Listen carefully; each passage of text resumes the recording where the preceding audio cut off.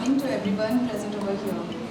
On behalf of Dr. NAMRATA Eye Hospital, I am pleased to welcome all of you in this landmark conference at Jeypore. And I would like to thank the experts for taking their precious time out and making this event at Koraput district, which is considered as one of the remotest and underdeveloped area of Odisha. As our hospital is celebrating the second anniversary, it's my honor and privilege to welcome my gurus who have made me what I am today. And standing in front of you all is really making me so nervous.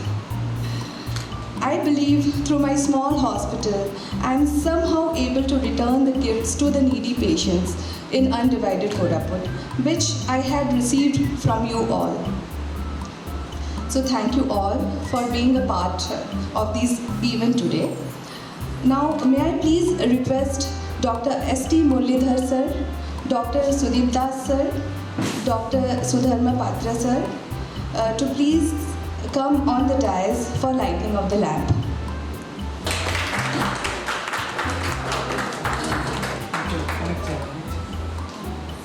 And Dr. Rashmi Ratha ma'am to be present here, please.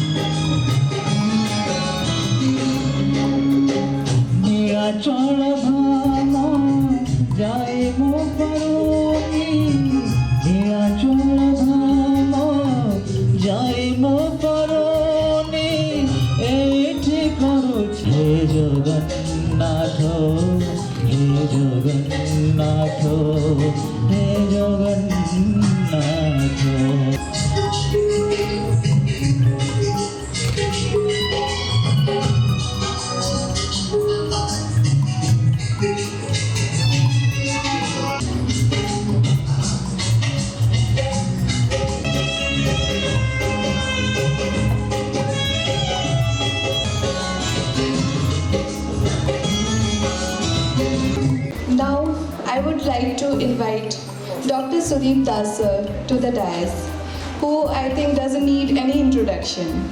He is the Medical Director and CMO of Sankara Eye Hospital, Samarjhola. He was formerly the Chief Consultant Cataract and Refractive Surgery at NAMRATA, Bangalore. He was the senior faculty. He had a short-term and long-term fellowship in phacoemulsification at NAMRATA, Bangalore. He is a fellow of Arvind Eye Hospital. He has many papers, symposia at various conferences. He published a lot of papers in peer-reviewed journals. He has written book chapters. He is invited at many talks at the Ophthalmic Society conferences in India and abroad, like Indonesian Ophthalmic Society. And he has a lot of area of interest, like in visual optics, dysphotopsia, quality of vision following IOL surgery, secondary IOLs, SF IOLs, malpositioned IOLs, phakic IOLs, and whatever you ask for. So it's an honor to have you here, sir. And may I please request Dr. St. Muralidhar sir to be on the dais as the chairperson, and Dr. Rashmi Ratha ma'am as the moderator for the session. Over to you, sir.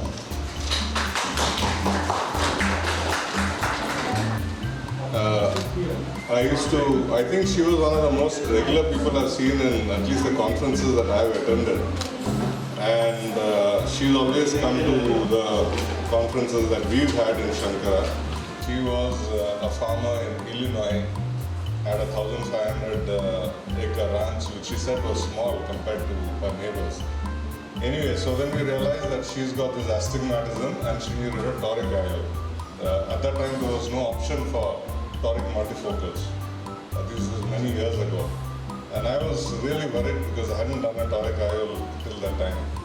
And then I took the help of my other colleague and all, so the manual markers and things. And then we did, and she was 6'6" for that eye, and for many more options. And this is the normal prevalence of astigmatism if you look at the population. And there are many methods, so you can do LRIs. They can correct up to about 3 diopters, but probably up to 1.5 is better. Then clear corneal incisions, opposite clear corneal incisions. So you make a phaco tunnel on this side, make another on the opposite side, sitting at the steep axis. And it works well, but in my experience it heals, and then the effect sort of goes away. LASIK or PRK, it's a 2-stage procedure, increases cost, increases OP time, things like that. It is less predictable and doesn't last as long. And then of course you have toric IOLs, which is my favorite. But these are of course irregular astigmatisms. So this is like astigmatism is totally, this is after very old refractive correction, so it's actually a decentered ablation. So all these, even if you see astigmatism, you cannot possibly put the rule against the rule. So with the rule, it's more than 1.5 diopter. Against the rule, it will be yours. And this is very, very important. So failure to include the posterior corneal curvature will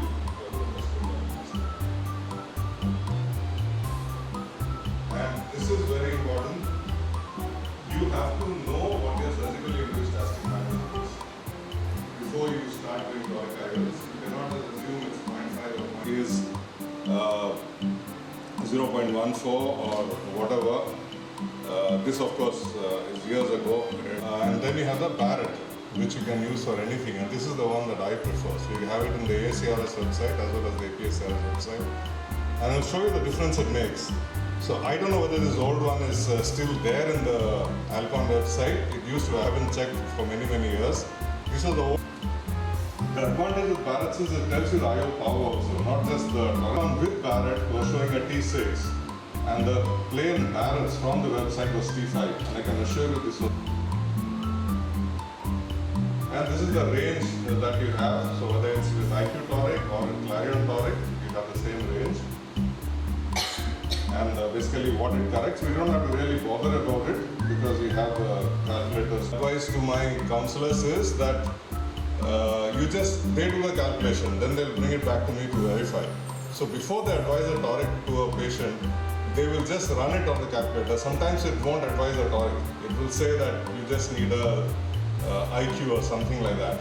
So then they won't advise toric to the patient. And this is because it makes life so much easier. But what they have now is this injector. So it's the Monarch 4. The Monarch 3 is something that we use for our regular IQs. This is the Monarch 4. I have used this. So again, coming to the marking, the systems, you have the freehand markers. The American lady I did was a freehand marker. So you have to make the patient look straight, make sure the head was straight, and then sort of put these marks. Then you have bubble markers, pendulum markers. For Alcon bought it over or used it by the same people. So coming to marking on slit lamp, you have to have a slit lamp which has at least a 14mm slit. Some of the slit lamps stop at 10. That won't go up to the limbus, so you can't use those. So you have to use something with this, and you can see that you can actually rotate the beam, and you can see actually, so it's at 0, 90, whatever. So you just rotate it to first, you have to decide at what axis you are making the incision. So for me it's standard. If it's the right eye, it's at 180 degrees. If it's a left eye, it's at 30. Because of ergonomics, I can't operate like this on the left side. On the right side, I can sit a little up towards the head, and I can very easily operate at 180. But for the left, it's a little uncomfortable, so it's always a 30. All my phaco left eyes are at 30. So I will first mark that, and you can use either a marking pen or I use a needle. So just a little scratch, it makes it much easier. And then you rotate the beam to the axis of the IOL and put the 2 dots there. And the beam is, as you can see, it's coaxial. So the slit lamp and the beam are coaxial. You have to keep it straight. The patient's head is straight. He's looking at it. And try not to hold the lids. If he's cooperative, you can actually manage to do it. Otherwise, somebody else can hold the lids. And you can see the internal astigmatism here. So this is showing the astigmatism. The red is the steep, the blue is the flat. And this is the corneal astigmatism. So the steeps are exactly neutralizing the flats, and the overall has become almost zero. There's almost nothing visible here. So that is what you can, this is objective, but you will see that subjectively also. It's a small practice, then of course the doctor does all the talking.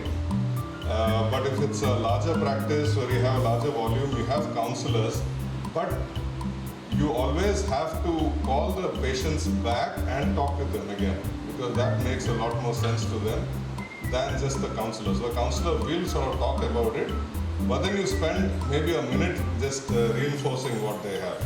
So probably right from the first stage, optometrist, everyone talks about it, and it shouldn't be at cross purposes. So you can't say something with somebody else is saying something else. Your junior consultant, your fellow, or whatever. They all have to say the same thing. They have to sound very convinced, and it has to be for the patient's benefit. It's never that, like you're doing it because you want to earn more and all that stuff. You never talk about it, but it shouldn't appear like that also. Thank you.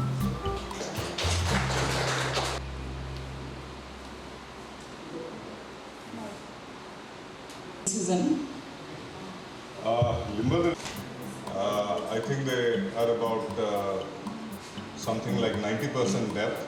You have these nomograms available. I won't go into the nomograms.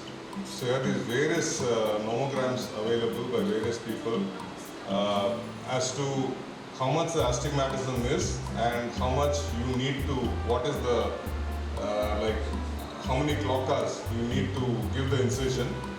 And the depth is usually around 90%. And once you've done that, you have to make sure that you have to set the blade to that. So these are preset blades. It's not a freehand thing. And then to make sure that you're holding it absolutely vertical. It's not angled this way or that. Another thing is you should not press too much. When you press too much, the cornea actually indents this way and your depth becomes less. People think that if they press a lot more, and these are preset blades, so basically the sides actually come into the contact and you get a shallower depth. So based on that, you do it. In my hand, it's been horrible. But like I said, the femto, because it takes away all these things, how much pressure, how much what, nothing, and it does the calculation. And a femto incision is a lot more corneal than, it's not actually limbal, it's clear corneal incisions. That works phenomenally well. I had done this thing, panoptics in a lady who was in Dubai, and then she came back maybe a couple of years later, and for the other eye, and I looked at her slit lamp. I got scared looking at that thing. It's very scary looking at these because you wonder, like, if there is a wound, whether it's going to rupture. There's absolutely no signs of healing. It was like it was done yesterday. But that number... Age also goes into that. The patient's age goes in, I don't think there's any gender in that. I haven't used it for a long time. Yeah, that's about it. So ultimately, to your conclusion, femtosecond limbal relaxation. The less is actually the correction that you feed in. Younger the patient, more you correct. And then the amount of astigmatism tells you how much it is and what that is. And of course, these preferably they are done, if you are doing it manually, it has to be done with a diamond blade, not a steel one. Yeah. Thank you so much. That you consider cause? Like I said,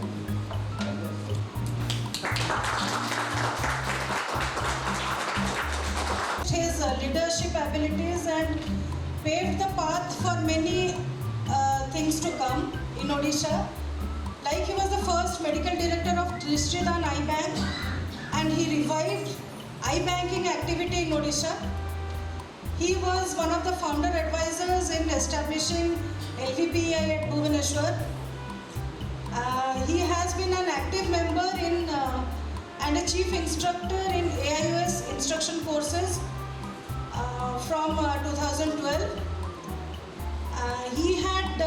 He was the organizing chairman in Vitreoretinal Scientific Committee in Odisha from 2018, and he was the chairman scientific committee of Odisha State Ophthalmic Society in 2009 and 2010, and has been actively conducting many other seminars like ISOP, OSOS, etc.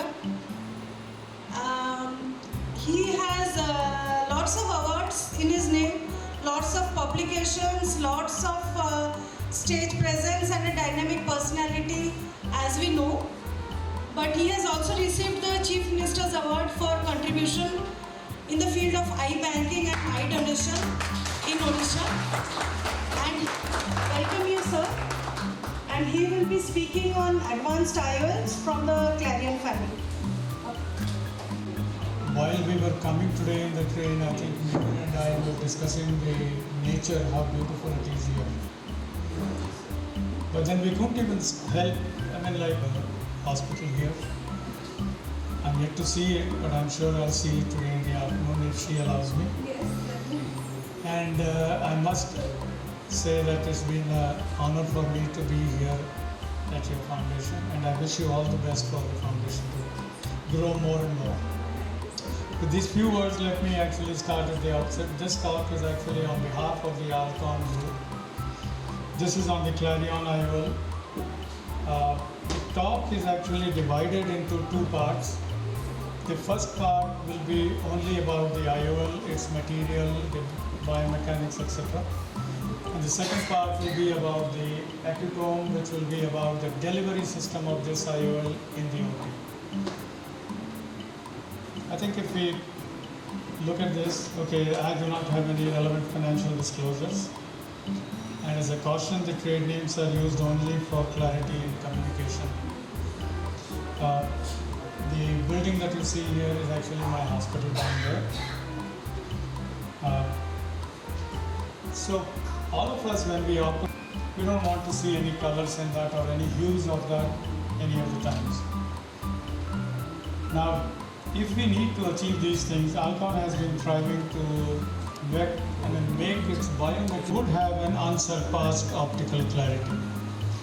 So we know that there are different materials, but the Clarion has a novel hydrophobic acrylic material with an advanced manufacturing process. I think I did not want to, and also in terms of its stability. And whenever we implant this, we look at its axial displacements as we look at, and it has been found with comparison with different other position then remains very stable. And once we have that as a stability, and then with an increasing the whatever, and associated with this is a lesser amount of exposing it to a YAG when you're doing it. Now the lens, as even SUDEEP mentioned, it looks almost similar, but there is a subtle difference. The difference in an Acrysoft IQ is it has a posterior aspheric surface, whereas in the Clarion, it is a pure aspheric anterior surface. So you have more ability for it to control the aberrations. And it also decreases, as I mentioned last time, that whenever you give a light beam at about 55 degrees and then you see for any glare, normally in the other ones you get a discomforting glare. But in the Clarion 6 months around. What is most important is the optical design is actually familiar. But the advantage with this is the optic size is so good that the whole optic size, apart from that, it also has the same blue light filtration as the Acrysofts and the same transmission spectrums. It's that you can see on the chart, but most important is the A constants and the OCI values. And these are important while you are calculating. So if I summarize these things, this is a new intraocular lens material. It has got an unsurpassed clarity with the lowest levels of surface layers. Deposits are less and glistening is very minimal. And it remains with minimal displacement in the axial. While you are delivering through the system, it unfolds and minimizes the transmitted and the reflected glare. I think these are possible preloaded delivery system driven by an innovative carbon dioxide powered delivery mechanism. It's a single-use disposable unit. You can see in the picture, which is actually the outer diameter is about 15.24 and the total weight is about 30 grams. Now it's almost like you're using any other instrument, whether it's the mostly you can actually deliver it even through a 2.2 millimeters. There is a, you see this particular step. This is the trigger that you have to press, and once you press the trigger, you will actually know that that is how you will be locking it. So before you lock that, you need to remove this, how it is actually in the groove, and whether the visco is filled there. Now you are ready to come back to your position of pressing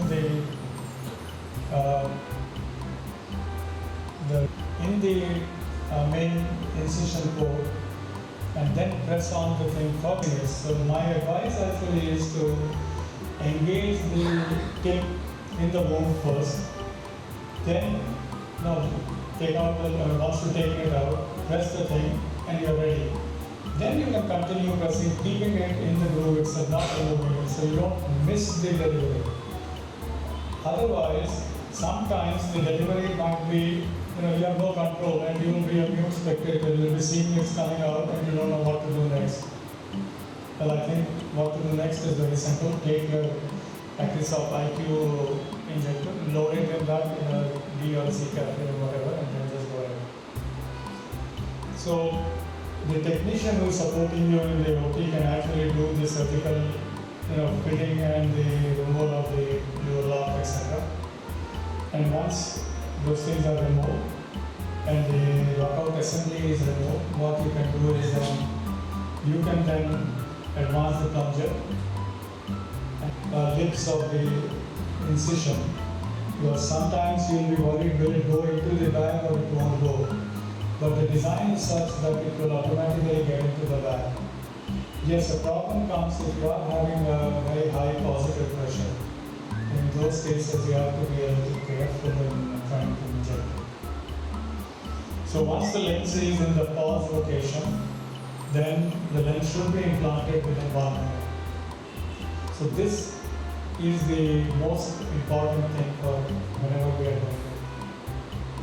So as I said, it's very easy to use, whether it's a phaco handpiece or an IA handpiece or whether it is the autonome handpiece. So just only coming back to the configurations, you have the surgeon's preferred, the top loop. But once you are delivering this, it moves very nicely. Sometimes when you are actually wanting to deliver the lens, it opens out in such a manner that you have to rotate it so that they do your axis properly or maintain the edges properly. The lens implant is like any other thing. So you don't need any new skill for this. All that you require is just do it watching the video once or twice and you can get through this. So this is just an animated version that how we do it.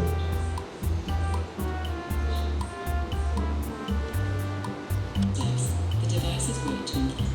The ergonomic design fits comfortably for intuitive control of the device to handle, while the responsive speed controller enables easy, single-handed control of the equipment.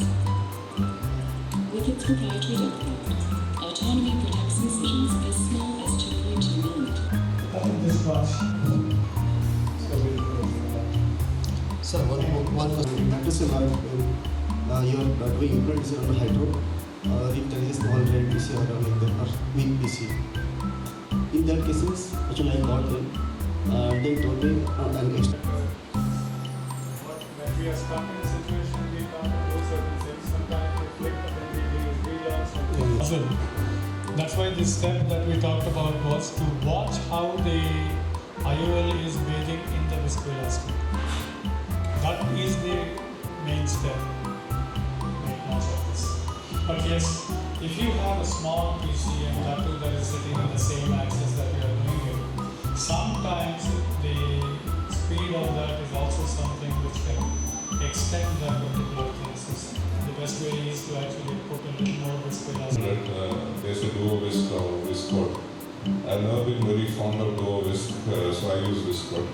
And it matters because HPMC is much more, let's say, resistance is a lot less, actually can produce head causes.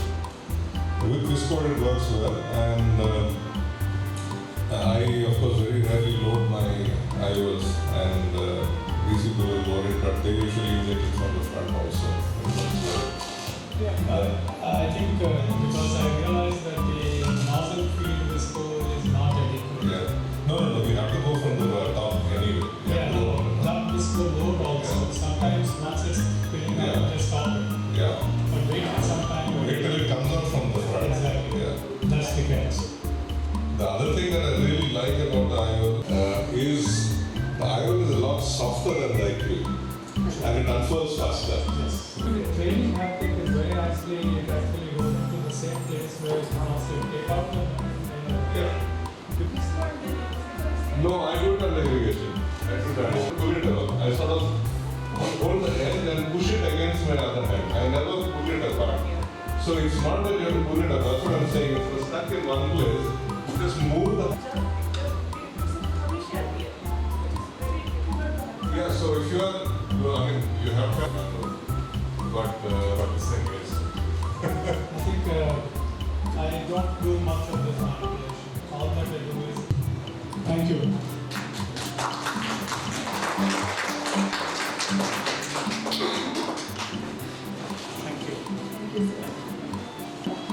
Thank you. And he did his DOMS residency in ophthalmology from Banaja Medical College, New Delhi.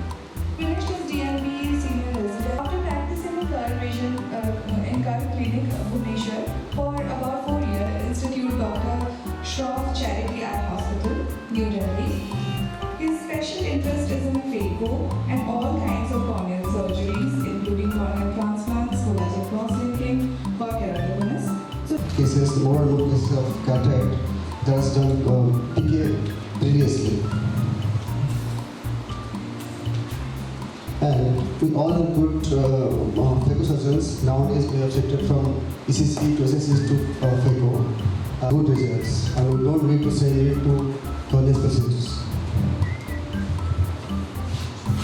Up to remove all the features. And to stabilize the surface, like you have to treat dry sufficiently so that we can get a good keratometry. Second, to use the corneal graft, since the raised lower uses the corneal endothelium, the photo power itself and the maneuver we do in the anterior chamber that can lead to insult the corneal endothelium. Third, to prevent the graft reaction, any surgery or any intervention up to 3 years that can lead to inflammation and that leads to graft reaction. So we have to control inflammation sufficiently. All this can be the pre-evaluation of post-peak cataracts. All the corneal sutures should be removed before the final keratometry readings are obtained. Except some special cases like when you want to do early, you can remove sutures selectively in the systemic axis, but better to remove all the sutures and get a final keratometry value before doing the biometry. And the topography or tomography-based keratometry are better always, like Pentacam, Oscar, or any anterior, because this takes both anterior and posterior curvature into account. Optimizing the ocular surface, as I told, to treat dry eye sufficiently, and there should be minimal inflammation before surgery. Ionization should be optimal, because nowadays we have all have very good toric lenses. So if a patient has regular astigmatism, we can go for toric error that will give good results, like incision location and type. Means you can have a clear corneal incision or you can have a slant corneal also. But in my hands, clear corneal incision was better and it doesn't become shallow. But this leads to turbulence. So this turbulence during the insertion of the it can displace the graft under the nail. Then we should apply soft set technique or any high molecular dispersive viscoelastic. Aesthetic management, as Susan had told already, the best thing is to remove strictures selectively, and if there is regular astigmatism, you have to go for a toric avoid. And there should be which should cause any kind of internal injury. So because usually there is less space in the under chamber after PK, to should be high gases. And all the scissors have been removed. It has claim for loss of vision.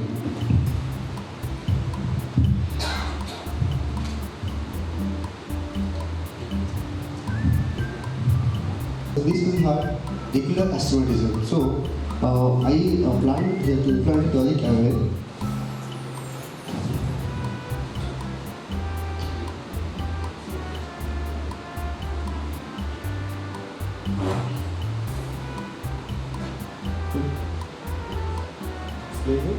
Yes. This is the incision. See.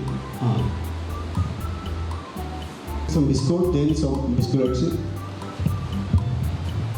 There are side ports.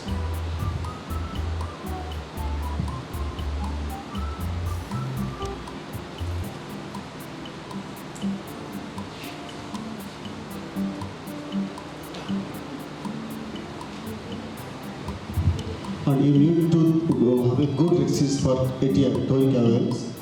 It should be central and maximum hyperpyramid. This is very difficult to obtain in this case, and luckily I got this. Then you have a good hydroid section. Again visco. Before I enter into the AC, I always apply visco. Then I did the diet job and try to use as less energy as possible.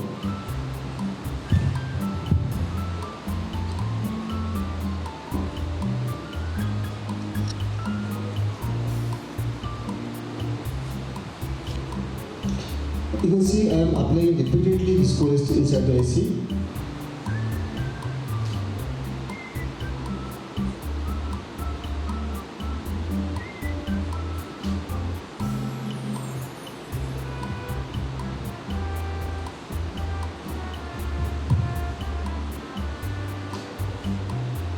Implanting a toric avoid under hydro with axis 170 degree.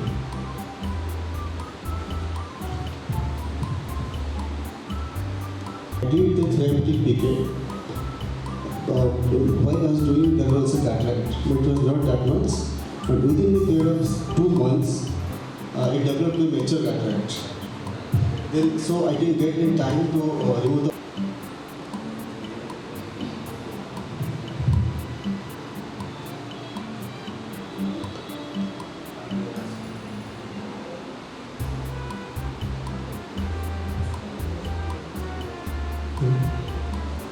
There is a sign here. I'm putting the sign again. Look, the side ports are well inside the graft here in the glass process junction. Again, the DC was very shallow. It was difficult to get an axis, but ultimately I got it.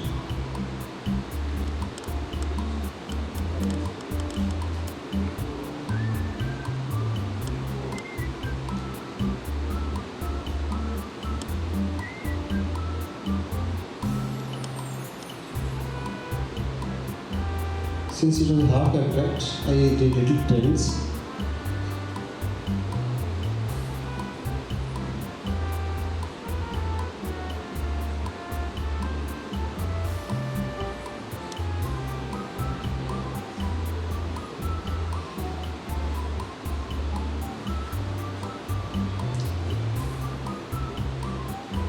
The basic concept is you have to keep the AC always filled with visco to protect the endothelium. And just keep your teeth just below the way below the paper and come. So here I am applying at least 3 to 4 times visco.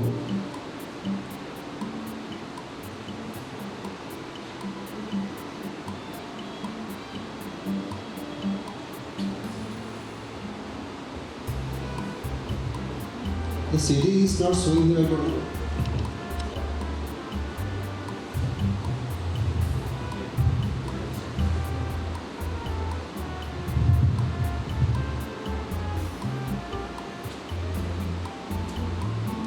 I need to say after that.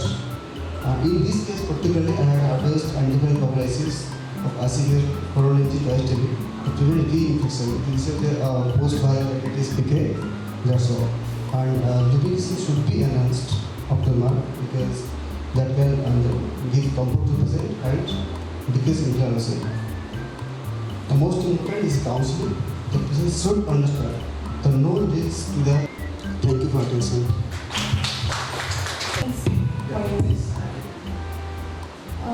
Which biometric formula do you prefer for post-PK patients? Any particular? No, in this case, because there is we cannot avail barriers in optical biometry.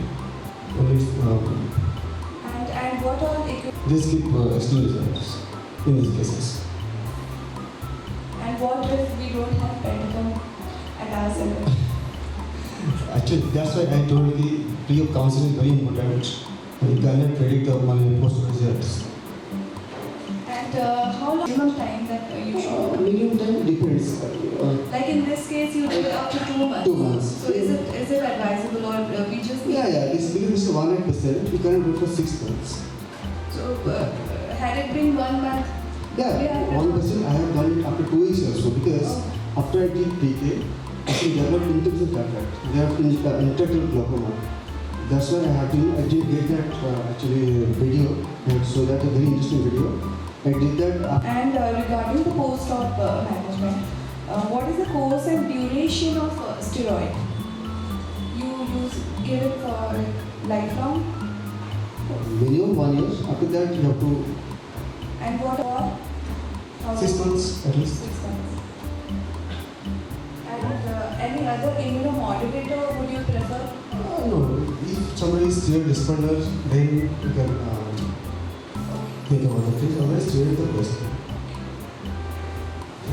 One question I have is not very clear in that area.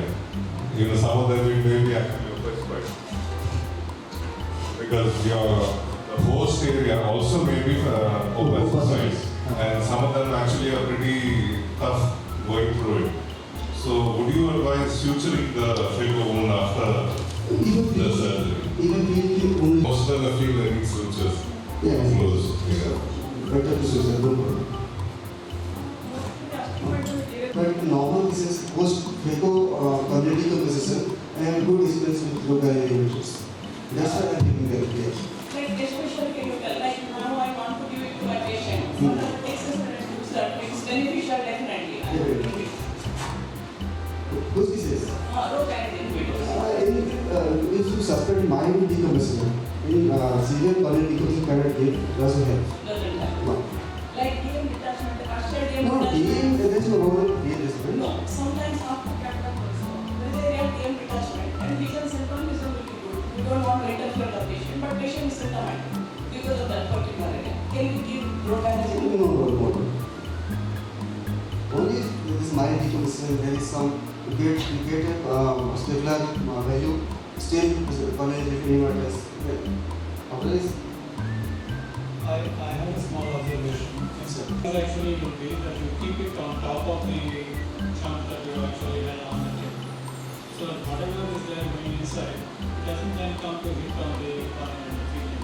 yeah, that's So it. then, that way, once you minimize that, the most of the time the reason for the central corneal edema is more because of the pieces which are actually because of the higher fluid etc. actually goes and hits against the thing. So if you keep your second instrument on top and underneath you are actually taking, then you will actually control.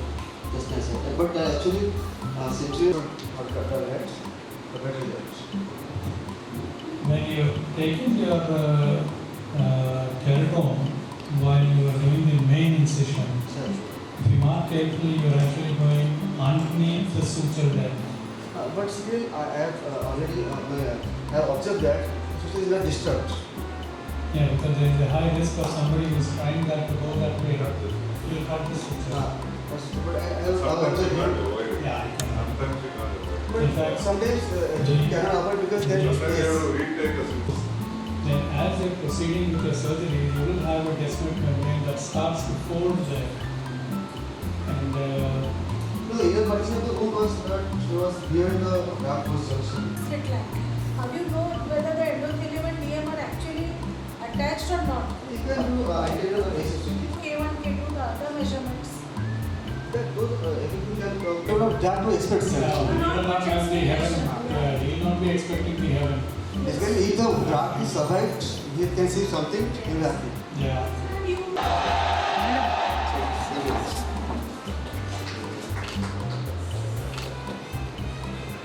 And is presently working as Managing Director of Sunayan Eye Care Center at Bargarh. And he is also the consultant at Vikas Multispeciality Hospital, visiting surgeon at Lions Eye Hospital and Christian Hospital at Bargarh. So a man with many feathers in his cap. After doing his MS, he has done a long-term fellowship in comprehensive ophthalmology from LVBA Bhubaneswar. And he has undergone phaco emulsification training at Jeypore and a double fellowship that is in community ophthalmology from Hyderabad. And he was then posted in High-Tech Medical College during his MS and worked as a medical officer in Sankara Eye Hospital, Deccanal, and at Sankara Eye Hospital, Samarjhola. So welcome Dr. Kar. For successfully completing 2 years of our branded hospital, Dr. NAMRATA Eye Hospital. Many congratulations for that. And thanks for inviting me as a speaker. So I will be talking about diabetes and cataract surgery, difficulties, risk and potential complications. I will be not speaking about any surgery like phaco or SICS. I will talk about the pre-op difficulties we face during dealing with cataract surgeries in diabetic patients. We all know that diabetes is one of the most prevalent chronic diseases worldwide, and diabetic patients are at risk of developing cataract, and they usually present surgery at an earlier age as compared to non-diabetic patients. As diabetic patients have increases of risk of developing cataract, particularly with and the relative risk of developing cataract increases with the duration of diabetes, severity of hyperglycemia and age. And the most important thing is the accumulation of advanced glycation end products. Slide is not moving.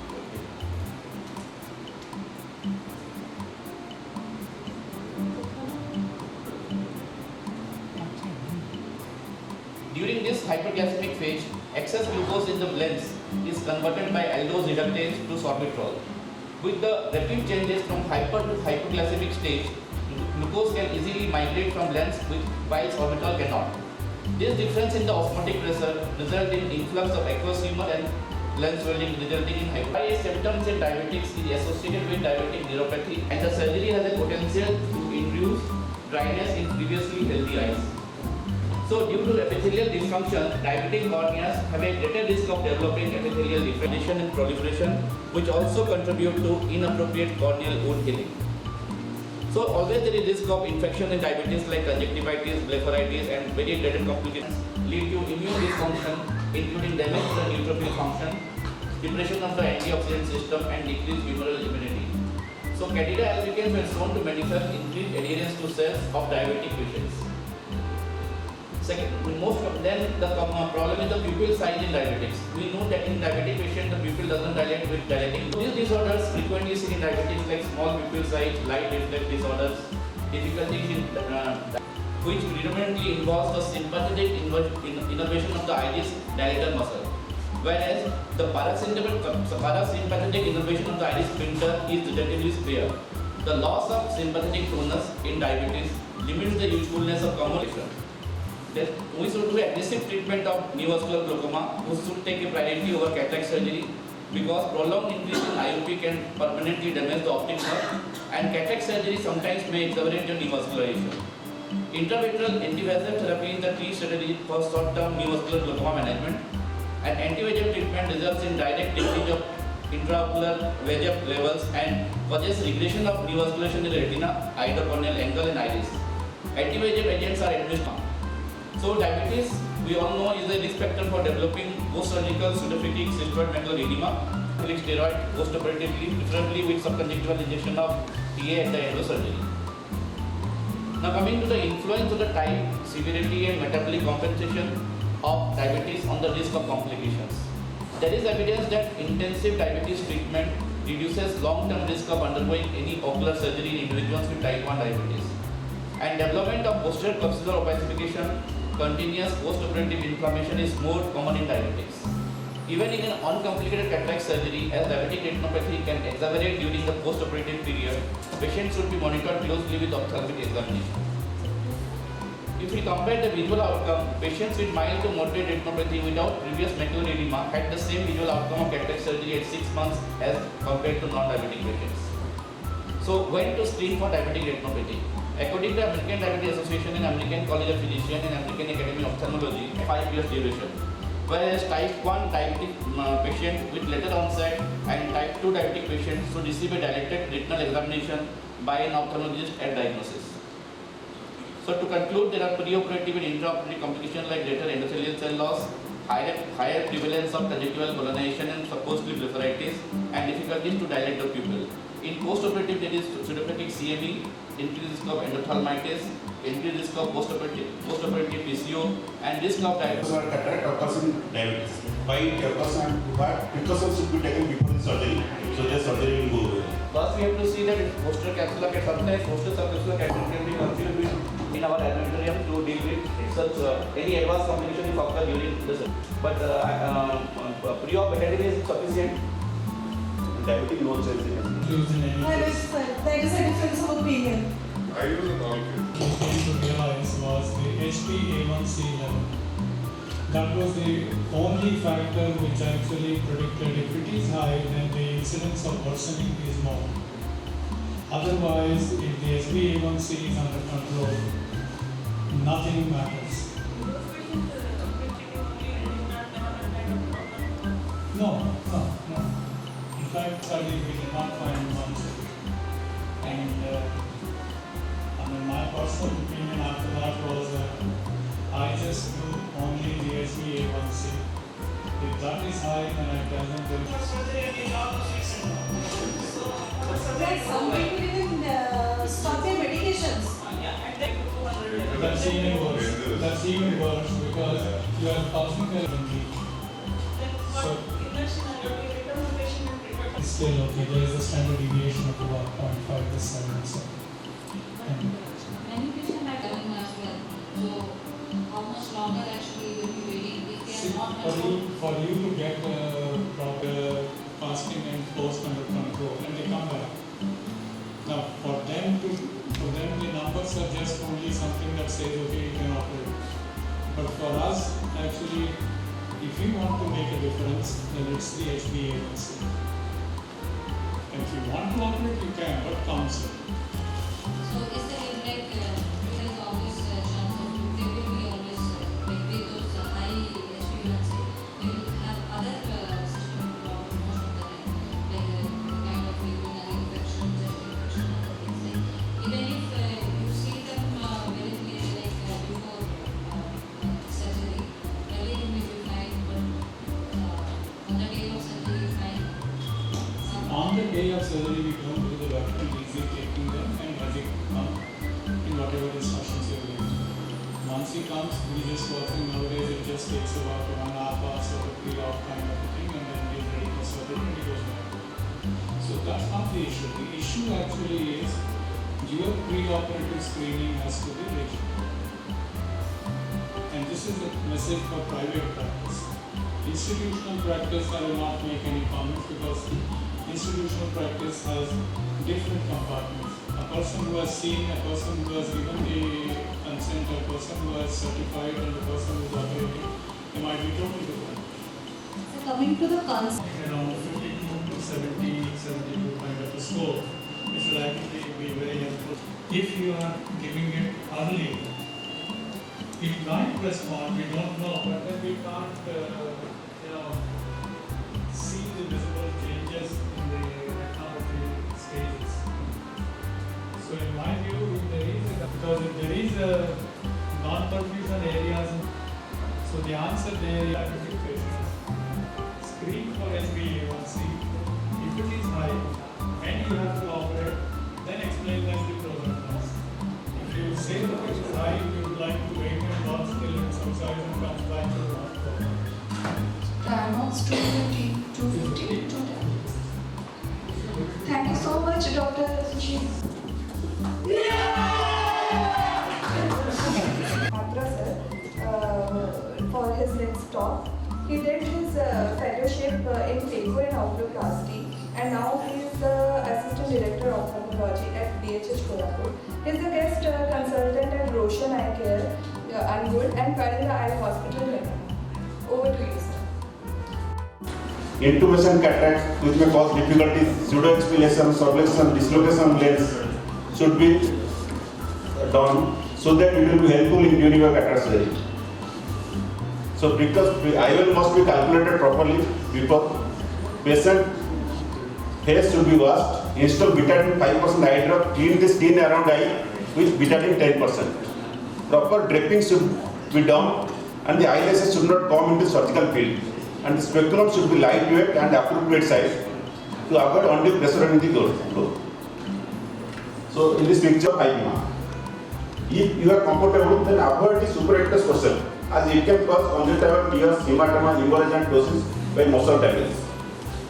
Always use the sharp crescent knife and keraton, because blunt knife can cause desperate stippling and astigmatism also. Tunnel should be constructed which will decrease the astigmatism, and direction of the crescent knife should be parallel to the sclerocorneal plane, primarily into the clear cornea. And scleral pockets on both sides should be down for smooth delivery of the nucleus. If crescent knife is very clearly seen, it indicates that scleral layer is very thin and it may perforate. Right? Seen clearly and bottomly occurs.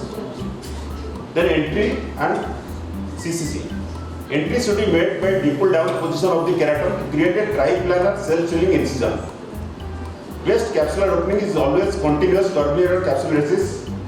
If you are doing 10 opener or some other capsularesis, then be cautious because there may be PC rupture. It helps in back IOL centration, easy cortical wash, and in case of PCR rent, IOL can be given in the surplus. So too small CCC can cause difficulty in lens extraction. And while doing CCC, also capsular tag remains. It should be caught by venous scissor and then it should be smooth. If there is capsular tag, then PC rupture can occur. So CCC opening should be large enough for the nucleus to get through.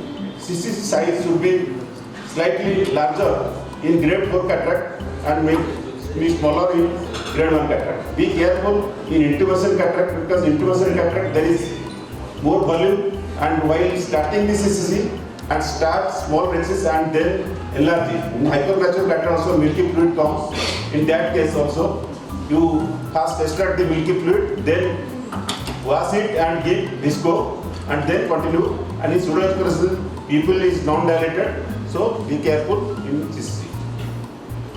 So this picture can be done. Hydrodissection.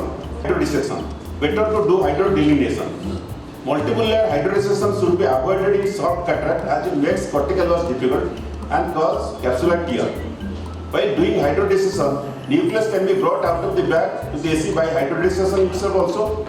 Or if it does not come, then with this inskew, giving visco, we can bring it. While rotating the nucleus, force should not be applied radially, otherwise journals may get damaged.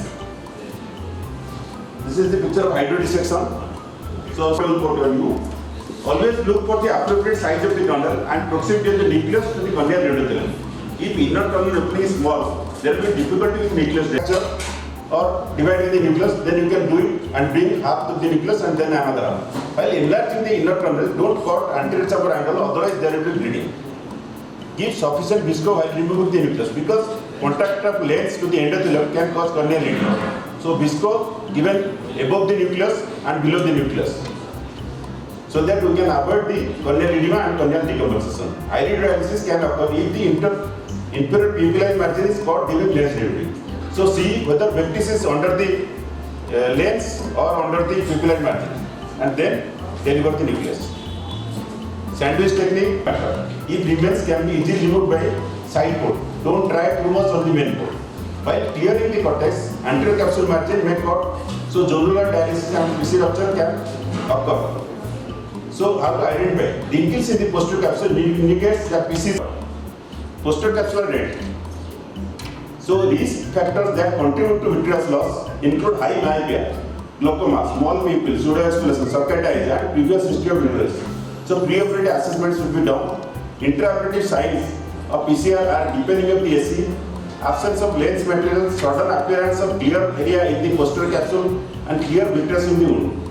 If such signs occurs, then be cautious and try to manage the PCR. Early recognition and proper management can prevent further damage. If lay and downward to place the leading haptic under the capsulation margin, then optic haptic junction of positioning hole is engaged and rotated clockwise manner till the trailing haptic slips into the bag. If IOL springs out, then suspect the PC rupture. IOL implanter should be within the capsular bag as it provides the greatest IOL stability, better IOL image resolution. So if IOL is not in proper place, try to rotate, then fix it in the bag. Putting IOL in sulcus is not the fastest, but we can put it in case of posterior capsular jonular rent or jonular defect. Wound closure. Stromal adhesion by narrow cannula is best method to seal the tunnel in the main tunnel or in the side port. If leak is observed, better to give a suture. To decrease the endophthalmitis, routinely use antibiotic like intracameral 1 mg or 0.1 ml ceftriaxone and vancomycin or 0.5 mg, 0.1 ml preservative moxifloxacin. Subconjunctival steroid antibiotic can be given to cover the wound, and topical antibiotic drop can be put at the end of the surgery. So be careful in all these steps so that we can give better result. Thanks you for watching. Just about dogmatic about it, for me it's always with the automated anterior reflector. I don't know Yes. what others Take both the scenarios.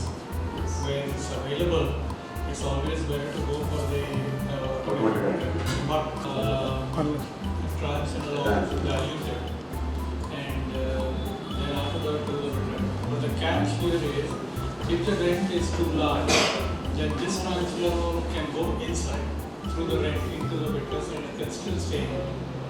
So all that you need to understand is try to remove as much as you can without trying to remove anything from the main port. Just locking inside the anterior chamber, then you know that there is no vitreous there. Wherever there is a vitreous, you will find a deformity. That's fine. Now, in the scenario that you don't have an anterior retractum and you don't have IOL,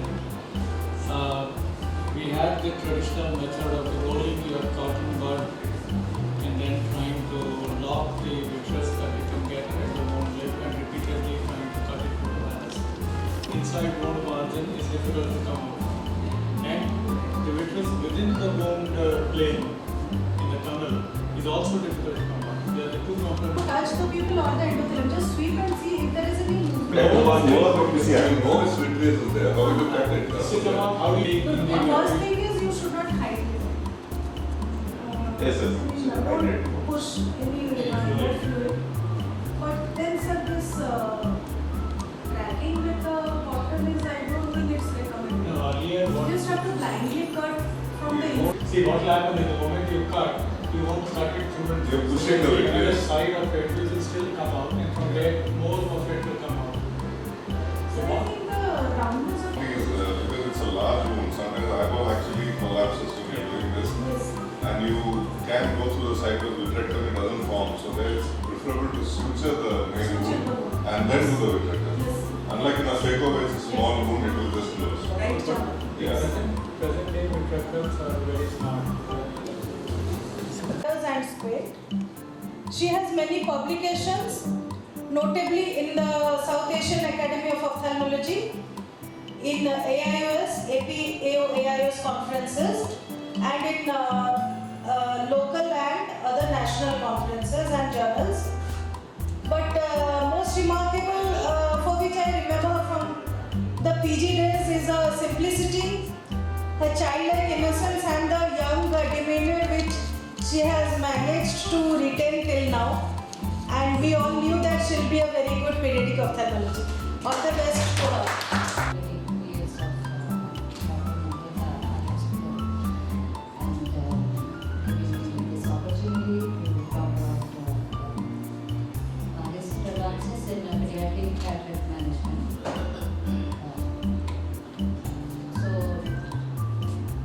Cataract in pediatric patient, that is any lens opacification that is present at birth or very in early childhood. So it is the only known cause of treatable blindness in children around the world, and it actually it is a little bit like different from adult cataracts in other different aspects, but actually it is associated with other visual defects, not only other visual defects like structural defects or systemic anomalies. So there were a lot of the total prevalence of congenital cataract is estimated between 2.2 to in 10,000 to 13.6 in 10,000 patients. So the variation, it also depends on the screening programs which are held in different parts of the world, and also the immunization program which are particularly immunization and other which causes cross infection in maternal in pregnancy period of mothers. So that is also what we classify pediatric cataract. Those can be etiological or morphological in laterality wise. Etiological most commonly are congenital, which are mostly idiopathic or hereditary. Developmental or infantile, they are usually hereditary, while acquired are most common causes are traumatic and steroid-induced cataracts. Other causes are syndromic, which are associated with prematurity of retinopathy, and other causes of other conditions associated with prematurity, Down syndrome, maternal exposure during pregnancy to viruses like George infection, and also metabolic disorders. So it can be bilateral or unilateral. So bilateral cases are mostly hereditary or idiopathic or developmental cataract and steroid induced. But unilateral cataracts are mostly because of anomalies of the eyes. So these are associated with a lot of other anomalies, structural and systemic anomalies, and they are small children, they do not give them consent. So it is like, it's very important for vision, not only vision wise, also for the development of the child, important to achieve optimal outcome. So ideal management, which involves a lot of healthcare professionals, including your pediatrician, along with your anesthetist and your genetist. Everyone is responsible, like they have to manage these cases. So in early diagnosis, early identification and diagnosis, why it is important? It is important because if there is untreated dense congenital cataract, they will cause irreversible neurophysiological changes and sensory deprivation of light in children, which will cause nystagmus, strabismus, and that will immediately cause poor vision in the later part of the life. So that's why even if you do a very good surgery in later part of life, it doesn't make much difference. So the poor vision actually continues. So what are the indication of surgery when you see a pediatric patient with cataract? So it is like you have to observe the behavior, visual behavior of the child. In pre-verbal child, it is always look at the red glow. If the red glow is not visible, like there is no red glow, that is the indication. So this will like dense cataract blocking the red glow with the dilated pupil or undilated pupil. Usually in pediatric patients the pupils are very small, they are neotic, that's why actually we consider pupil, the cataract, if it is central, it has to be more than 3 mm larger, more than 3 mm involving the visual axis to ask for surgery.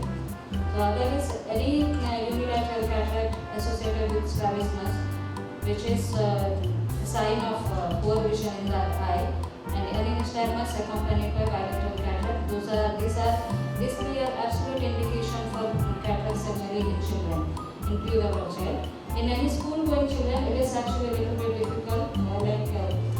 It is sometimes you have to evaluate their visual functions, like functional activities in day-to-day activities, like if they are going to school, then how much actually is the child is hampering the child's learning ability. We consider to take it for surgery, or less than 6-18 with therapy in unilateral cases. But also there is like if the near vision is very poor, even if with 6-12 or better vision, the child will not be able to read books or like will be able to do his education. Then it is also indicated, like the surgery is indicated for that patient. So how are systemic conditions or ocular anomalies? So complete and careful ocular examination for anomalies in ophthalmology, all these kind of anything, all investigation has to be done. And if they are very small anesthesia, we should always go for examination first and then go for surgery. Systemic conditions, those are important before local anesthesia and then general anesthesia. So that's why systemic condition is very important. The much more important before these two are consultation with the small children. It's very difficult to understand how much actually they are seeing. And second of all, even if they have very good retina and everything very good surgery, but still many times because they are associated with amblyopia, it's very important. Post-operative management becomes more important than the surgery part. So we have to inform the parents regarding the frequent follow-up following post-op, following surgery, and the importance of amblyopia therapy, and to bring their child to the pediatric ophthalmologist whenever they are asked. To the adult eye, or not the miniature version of the adult eyes, they have the cornea, which is much more elastic than the adult cornea, and the sclera is less. It is very important. So initially, like before actually during surgery, the first thing we have to see how big is the size, even if it is very small. So it's here actually like if it is a unilateral cataract, usually they are associated with the smaller corneas. So that will give a rough idea regarding how big is the part, or whether you can put the eye or not. So the approach can be limbal approach or sclerocorneal, or any clear corneal incision. So limbal, even if it is sclerocorneal, it is not like it is SICS, but it's micro-SICS. You are not going to do a big incision like 5.5 or 6 millimeter. It is big enough to able to aspirate the lens, the cataract lens material. That is that usually we do like 2.8 to 3.2 millimeter, not larger than that. That is for that solves the purpose of aspirating the lens material. And second is it causes less iris prolapse, so that the complication rate becomes lower. The eye in centration of the eye when you are implanting will be very good. So while making CCC, it is as anterior capsule of pediatric eyes are much more elastic than the adult eyes. We use trypan blue, which decreases the elasticity. So whenever you are creating a CCC, it will cause much more controlled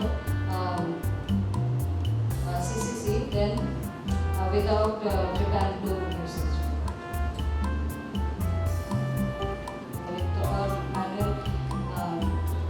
Or with a capsule or excess forceps, whether it is or a micro-incision capsule or excess forceps.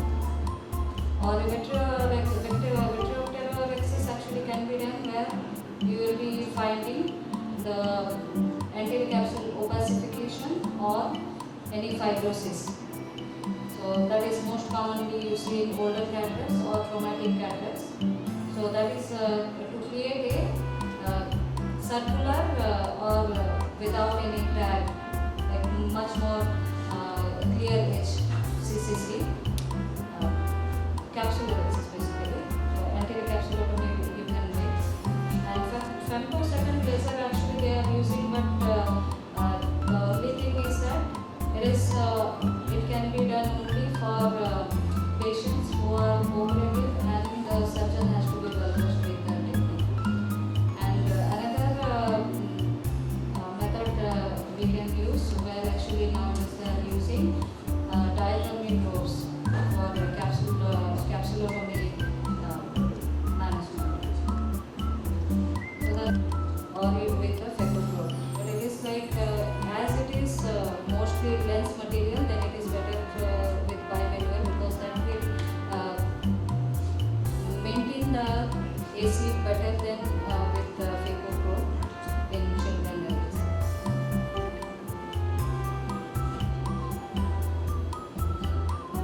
Posterior capsular management and vitrectomy is important because in young children, as the young capsule, young anterior capsule, there is post-operatively, because of increased mitosis of the capsular cells, there is an increased chance of or early appearance of posterior capsular opacification, especially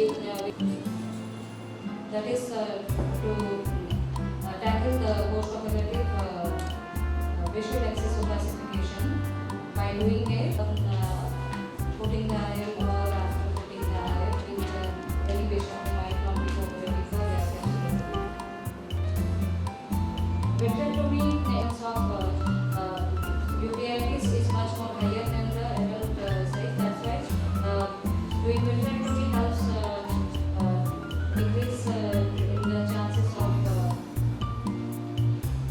post-operative inflammation. Whether to lift the child and laterality of the pediatric cataract, microthalmus and smaller than the other eye, and they do not do much more. So that's why chances of setting of types of eye usually now acrylic, hydrophobic foldable eyes rather than hydrophobic. It's like in younger children you can do with older children who are cooperating with cooperative to sit on the optical. Not be main codes should not be encyclopedias. Late complications are these are important: secondary glaucoma, visual excess opacification, amblyopia and strabismus, and risk of retinal detachment due to multiple surgeries, especially in myopics. So post-operative is as similar to adult cases, only the topical cycloplegics are important because to decrease the inflammation and also to decrease the posterior synechium. Visual rehabilitation is much more important here. It can be done with primarily putting implanting the IOL or in aphakic cases, prescribing aphakic glasses or contact lenses, or and secondary IOL on related. that has to be instituted as early as possible to increase the visual. And important is like here the whole thing in pediatric cataract management is like you have to be very good communication with the parents of the patients rather than with the child. Child is very important here, but parents are much more important. The whole procedure, whole conversation has to be very. Thank you so much, Dr. Banaja. I think we'll take up the questions at the end of all the sessions. We are running out of.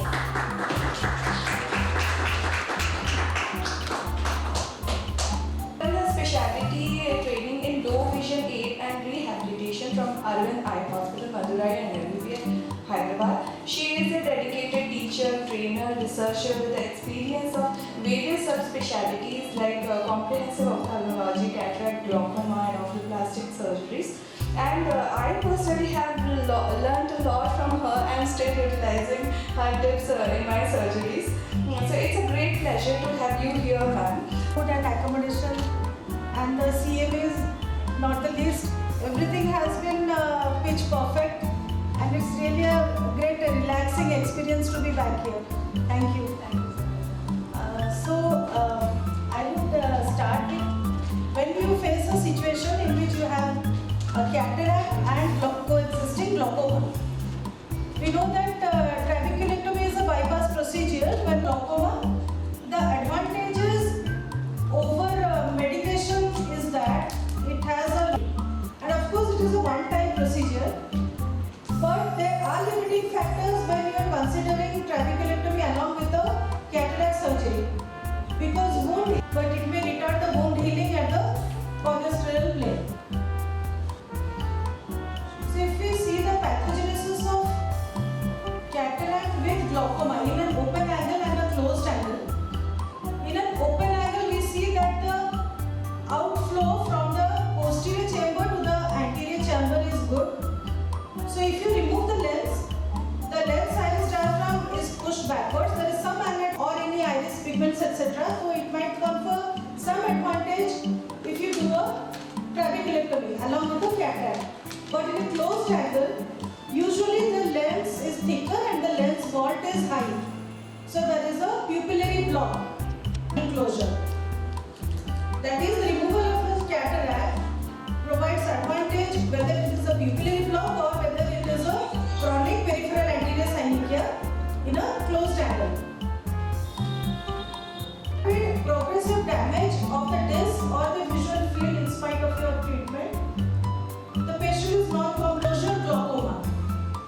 You will have high pressures and a gonioscopically closed angle. The disc and the field may or may not be bad. But if there is a high IOP and a gonioscopically closed angle, then it is an indication that if you remove the lens, the IOP is going to be lower. So you can plan to do a combined surgery in any stage of the cataract. Compare only cataract surgery, that is the clear lens extraction, versus a laser peripheral iridotomy, and after 3 years there is a subluxated lens. Even if it is a clear lens, but it is subluxated and giving rise to glaucoma. Like in this patient I had, there was a very high rise of pressure, there was pupillary block with metadilated pupil. I reduced the pressure first with anti-glaucoma medications, then planned for a PI. The PI would transiently relieve the pressure, but the definitive indication would be removal of the lens. And if there is no PC support, then either an iris claw lens or an SFIO. And if we do a phaco trap or an SICS trap, with or without removal of the block of scleral tissue inside the SICS flap with the help of either a 11 blade and Vanna scissor or with the help of a Kelly sponge, that is removal of 1 mm into 1 mm of en-bloc scleral tissue overlying the trabecular meshock and Clem's canal, and just feasible sutures can be placed at the time of the surgery and they can be sequentially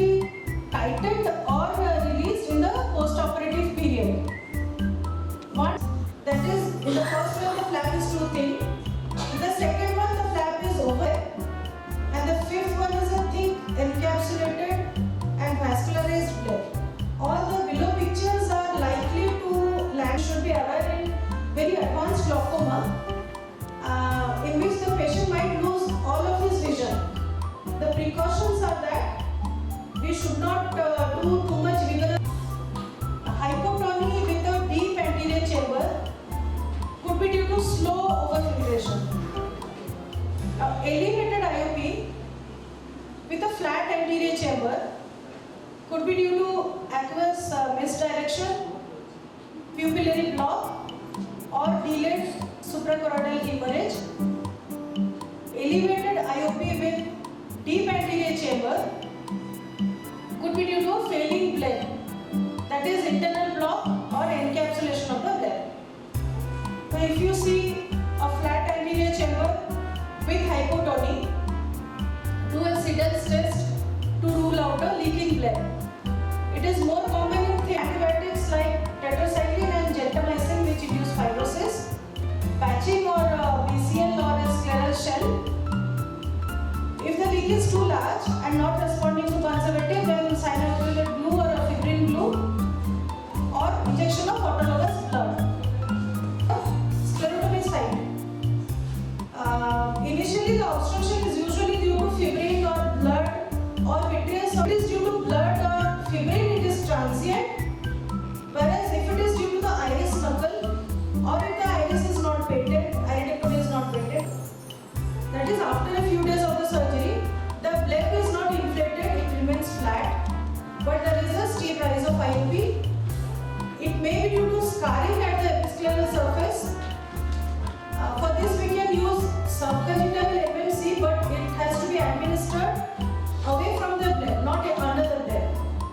And we can use a 30 gauge needle to do a sweeping motion, that is needling of the bleb to remove the scarring. Just over the bleb, or we can revise the surgery by tightening the scleral flap and closing it, or we can use a stage 2 is when it has gone into the anterior chamber. Stage 3 is frank endophthalmitis. So now the treatment would be like treating endophthalmitis. That is antibiotics by all routes, fluid tap from the AC and from the vitreous, when intravitreal injection. Glaucoma is more. Third is when both the cataract and glaucoma are significant. Point that we have to decrease the post-surgical inflammation and reduce the IOP spikes. That is, we have to give steroids frequently and for a longer time, and we have to use post-op anti-glaucoma single-site surgery. When the cataract surgery can wait and it has to be done after the trabeculectomy, you can even plan it a little later, that is 6 to 12 months, to improve the long-term bleb survival. It is important to decide whether the cataract is visually significant or not. If it is not, then you can ignore. Thank you. She is presently working in her own hospital as the medical director of Dr. NAMRATA Eye Hospital at Jeypore. She has done her long-term fellowship in Cornea from Sri Ganapati Netralaya, Maharashtra, and she has also cleared her International Council of Ophthalmology Fellowship in the UK. She has been working with Rotary Eye Hospital, followed by Sankara Eye Foundation at Jeypore, and presently she owns her own setup, sheer woman power one-man show, as we have seen today, and she is a member of many national and international societies and office bearer of Yoshi Odisha. She has presented various papers and presentations in conferences and publications and peer-reviewed journals. We all wish her all the best in her life and her career. Thank you. You can see the anterior capsular calcification here, and with that cataract, I'm just digging and the chopping. You can see it's so deep. aspirated. So the epinuclear plate is being emulsified visco before coming out of the chamber. I prefer coaxial. Visco is being injected, hydrophobic single-piece IOL is being implanted, tied into the bag. Visco aspiration followed by stromal hydration and intracameral moxie and yes, Alcon Phaco performance advantage. This is the machine which is mounted on the table. It has improved chamber stability, surge protection. It redefines efficiency with nucleus removal, foldability, foldability and thermal safety. It has a very convenient and portable design, intuitive graphic interface, user interface. So moving on to the next slide.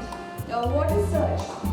Surge occurs in phacoemulsification when the outflow exceeds that of the inflow and there is sudden rush of the fluid out of the AC which just occurs post-operation. This can lead to posterior capsular related complications, PCR and all, and the volume of the fluid that moves out of the aspiration hole is known as the surge volume. So this compares the lesion system with various machines are being compared here, and you can see the surge shows it's a comparison between the three phaco machines of Alcon, Infinity, Legion and Centurion, and you can see the surge volume after operation break is comparable to that of the Centurion system.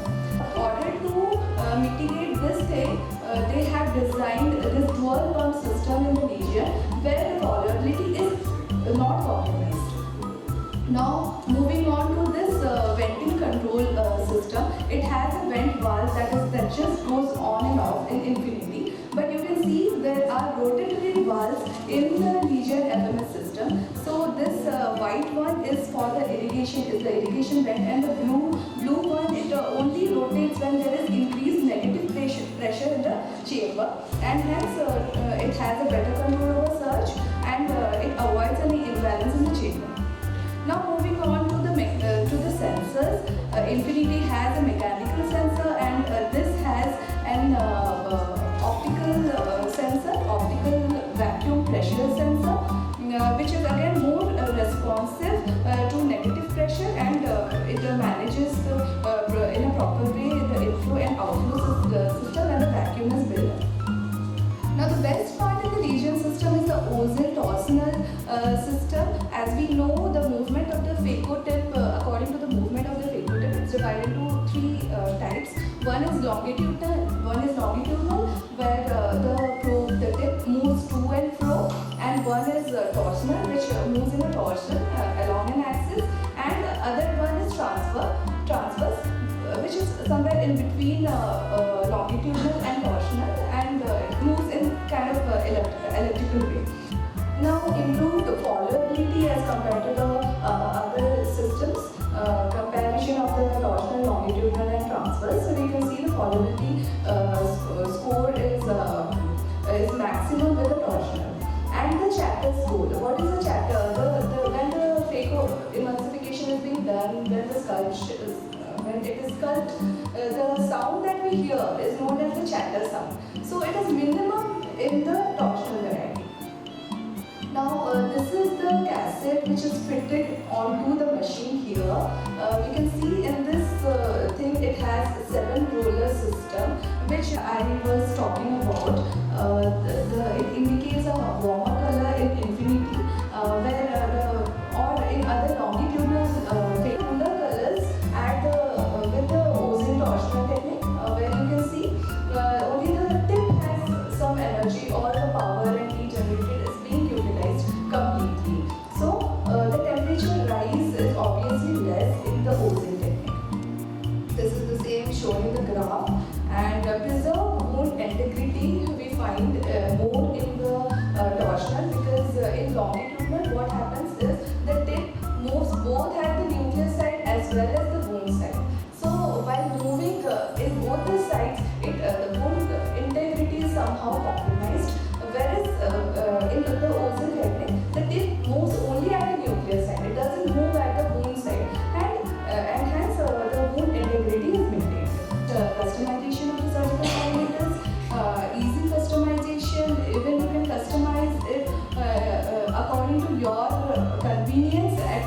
different foot pedal positions, 1, 2 and 3. Basically, 3 things are used that you can customize it according to your need, and you can use all these Vaco settings like pre-Vaco, sculpt, quad mode, epinephrine. So you can use all of these. So having said this, with this intensive and I think brainstorming discussion, let's move on towards some musical video. So this is a PK patient with the sutures intact, you can see. Just enjoy the video, I won't say anything about it. I think Dr. MIHIR has already demonstrated. This was again the same case with one-night patient he had sutures intact, though it was 1 year already done, we did done elsewhere, and his visibility was completely compromised, so I went ahead with a Vaco.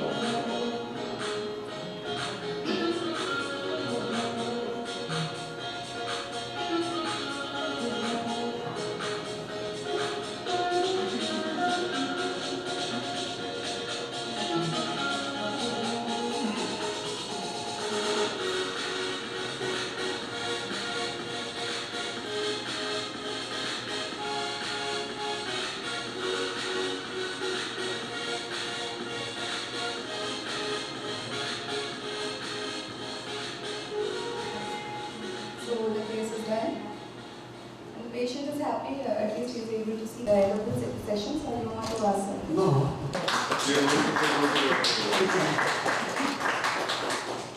Who is the recipient? And we have now shifted to something called as a refractive surgery rather than an implant surgery that we were doing earlier. Now we shifted gears from a simple cataract surgery to something called as a refractive cataract surgery. But the best part is the refractive IOLs involve the same skills as that of the cataract surgery. Now, what has happened over time is that multifocals and the accommodating lenses have dramatically changed the way all eye doctors practice refractive surgery. And whenever we want to take a decision, accordingly then talk with the patient. And we have now forced a new concept in the patient that they want to see far, they want to see the computers, and they want to see near. So to make patients less dependent on their glasses for all distances has been the goal. Now, in the last 3 decades, the major change or the profound change that has impacted the field of ophthalmology has been the OCT. And the technology can reveal retinal problems that will otherwise be attributed to your surgery. But what is alarming is many surgeons still hesitate to use it unless it seems necessary. Now, if you have a fundus like this thing and you think that, okay, this is absolutely all right, but when you do an OCT in this patient, you actually find he's got an ERI. So, similarly, in cataracts, one situation where the OCT is used most infrequently is prior to cataract surgery on seemingly healthy patients. Now, if you have somebody who has got a lamellar macular hole, or if someone has got a recently separated view, now the fundamental thing that we should understand is whenever we do a cataract surgery, we do spring up surprises. We are all familiar with something called as refractive surprises whenever we are thinking about improving the surgical outcomes of cataract surgery. And this is most frequently discussed with the patient. Now, there's a new term that I'm actually introducing called as visual surprises. You have done all the counseling, you have done all the refractive counseling, you have done everything. What you missed was you didn't do the posterior segment evaluation. You did a good cataract surgery, the lens implant was good, the toric was aligned to the axis that you looked at, but you still found there is a surprise and deficiency in the vision. That's when you actually do a OCT at the back and then you realize, oh, this could have been there even before surgery, and issue could have informed, because lifelong now the patient thinks that the surgeon is at fault. So this is what we call as the visual surprises that are caused by the macular problem was relevant. See, we all know that it's a very quick early macula. You might not be able to see it on fundus examination, one due to the cataract clarity. Second is it's sometimes very subtle to detect. In many cases, the cataract surgery isn't being performed by a retina specialist. So most of the times you don't bother to do the investigations of the back. And it's only after you have got the final vision check that you realize, oh, I missed something. Look at this case. On the right side, you have a small RPE detachment with a PED there. You cannot pick it up on your fundus examination. But interestingly, if you do an OCT, you can see that there is a PED, but it's actually not involving the focal area. So you can still go ahead and operate that eye and you can get a better result. But on the other hand, see the left eye, he's got a full thickness macular hole with some amount of edema in the eye. Most of the OCT. These are some of the recommended strategies that I would like to actually suggest. So use OCT before cataract surgery for every patient and not just for premium IOLs. Don't do this using time domain OCT, it's misleading. Don't withhold the OCT until something looks wrong at the slit lamp. For example, you are doing an anterior segment evaluation. If you find everything is normal, there could be certain signs which would insist that it's happen. Now, the other thing is, like in many institutions where you have somebody doing the pre-op evaluation and the operating surgeon is different from the pre-operative examiner. So when you have this fragmentation, you are likely to miss the posterior segment. What will happen is you will have sent for an OCT, the technician might have done the OCT, but he will give you a scan where there is nothing. You will be happy and you will do it and you will realize, oh, this could be a reason post-operatively you can have a lesser vision. So always using the white images on the black background.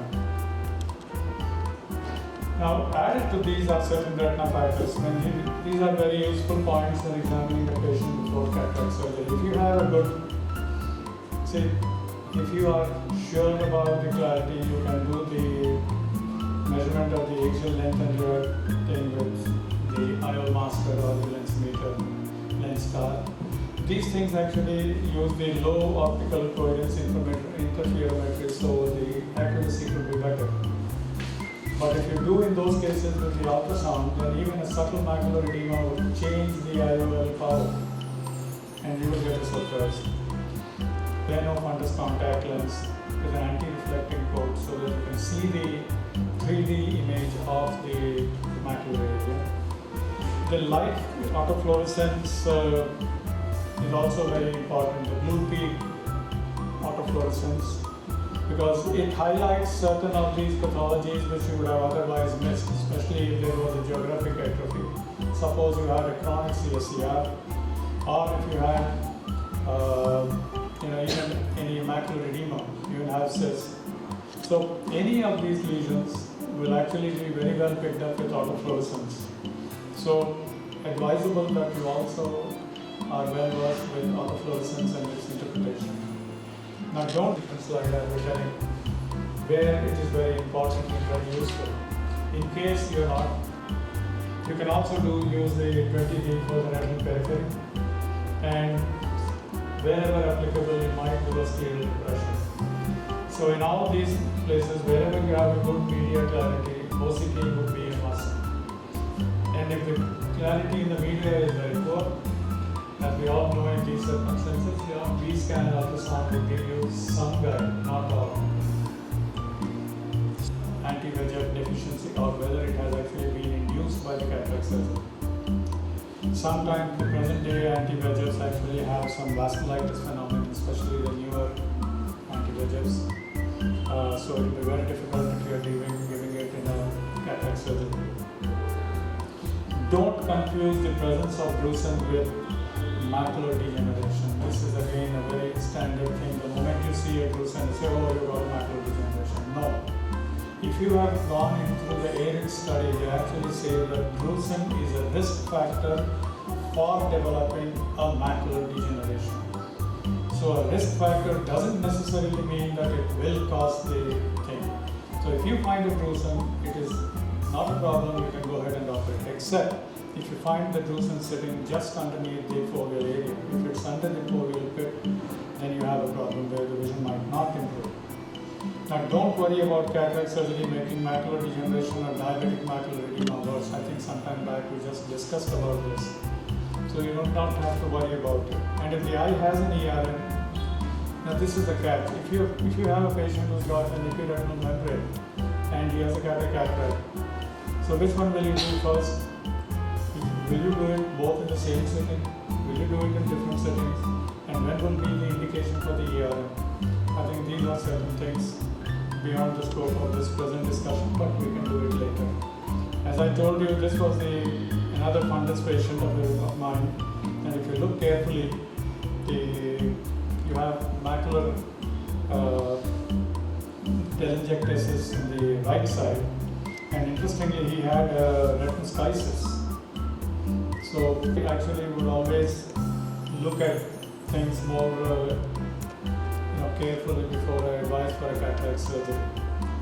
Now there are some fundus pathologies associated with various common cataract etiologies. I just thought I'll run them through. So the cataract type based on etiology, if it's senile, then you can rule out ARMDs or epiretinal membranes, retromacular interface syndromes, then DMEs, then pathological myopia and glaucomas.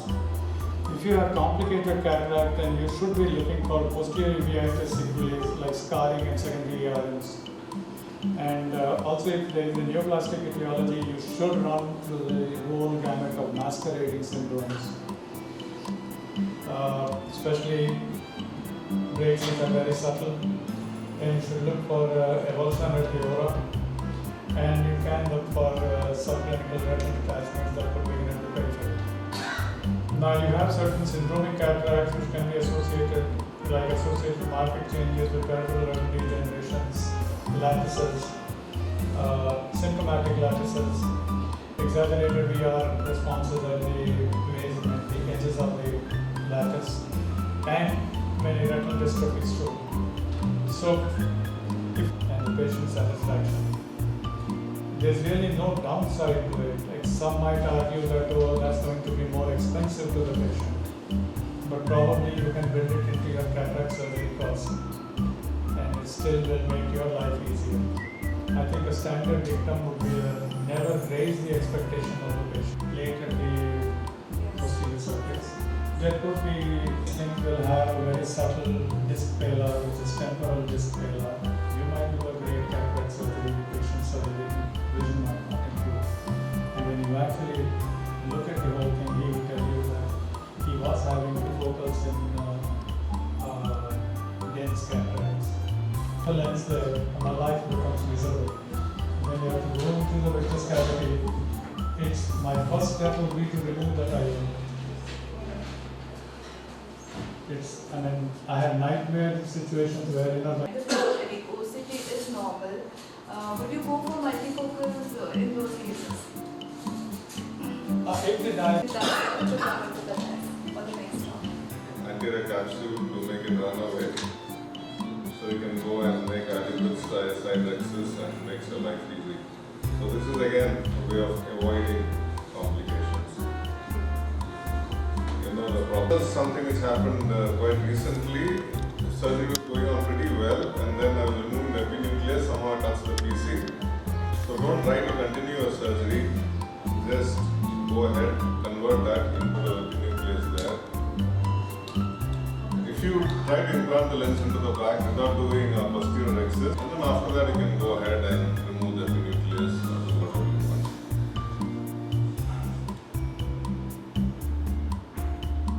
Some amount of delineation, but not very good. They are not always very soft, so you can't always do a delineation. So here what I do is I do a sort of a wedge. I chop first to the left, to the right and to the left, and then remove a significant portion of that wedge from the front. So that makes it a lot easier to handle the rest. I'm not rotating the lens as much as possible.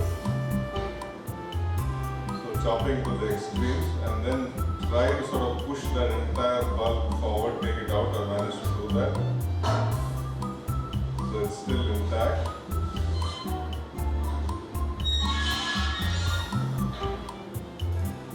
And you can see that the PC is open there. So always inject viscoelastic before stopping the irrigation. Come out. I'm trying to create a cleavage.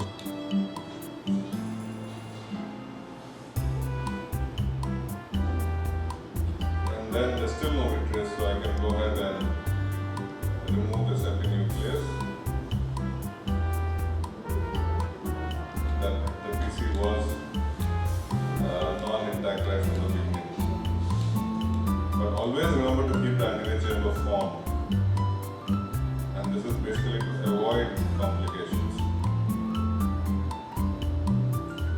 The irrigation is again non-inject viscoelastic. If you're using coaxial, it's not a problem. You can remove that thing. If you're using bimanual, then you have to do this.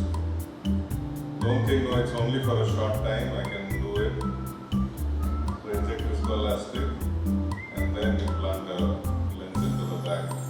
So the PC is, there you can see the PC out there.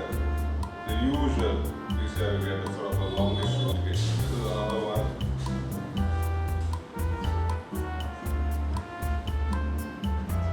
And now switch to bimanual eye. I would have injected viscoelastic and all in between. Actually, in PPC and all, the bimanual does help over coaxial.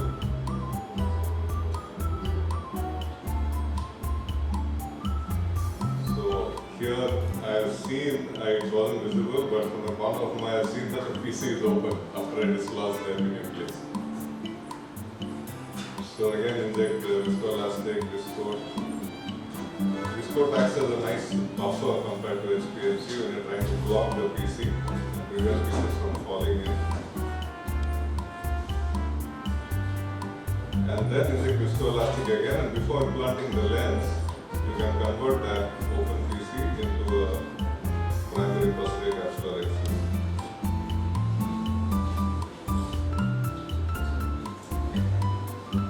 And here there's a bit of vitreous which has come, so I'll just do that very limited vitrectomy, there's just a strand there. You can use transfemoral if you want, and then implant the lens in the back again.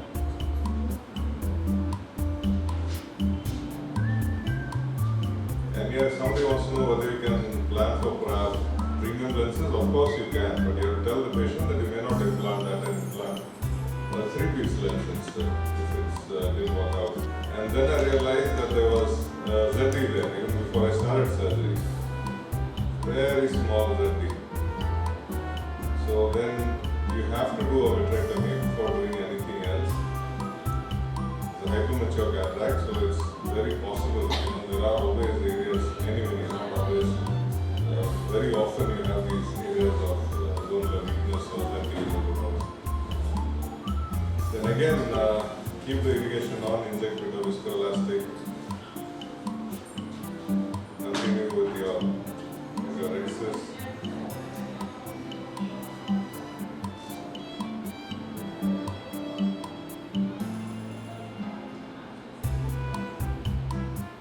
It is always better to use some sort of forceps.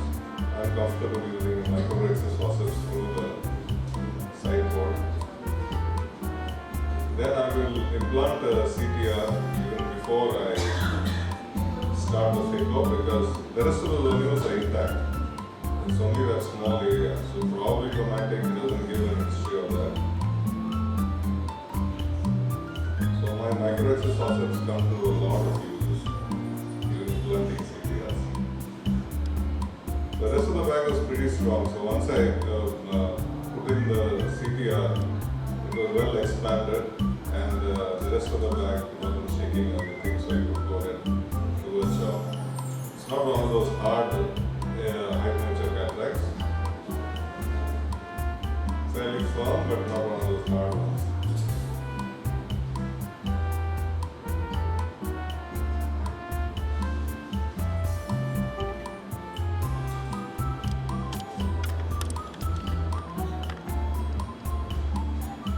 And then go ahead and implant